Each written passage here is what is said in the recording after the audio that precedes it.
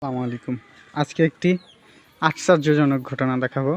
যদিও যারা আধুনিক কৃষি তাদের কাছে এটা আশ্চর্যজনক ঘটনা নয়, কিন্তু যারা জানেন না তাদের জন্য অবশ্যই আশ্চর্যজনক একটি ঘটনা। আপনারা এই যে একটা কুল গাছ দেখতেছেন, এই কুল গাছে 9 পদের কুল ধরে। জানলে অবাক হবেন। এই যে একটা ডাল, একটা কলম, একটা পাতা, জাস্ট ঠিক এমন একটা পাতা থেকে 12টা পদের 12টা গাছ হয়েছেই গেছে।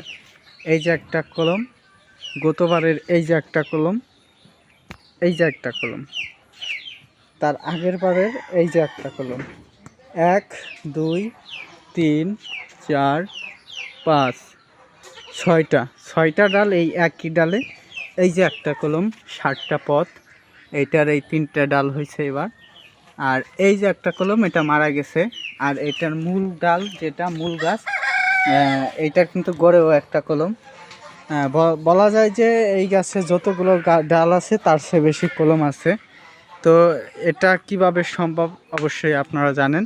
আর এই চোখ কলম বা এই পাতা কলম নিয়ে ডেডিকেটেড একটি ভিডিও বানাবো, তাই অবশ্যই কৃষিদূত ইউটিউব চ্যানেল এবং ফেসবুক পেজের সাথে থাকবেন।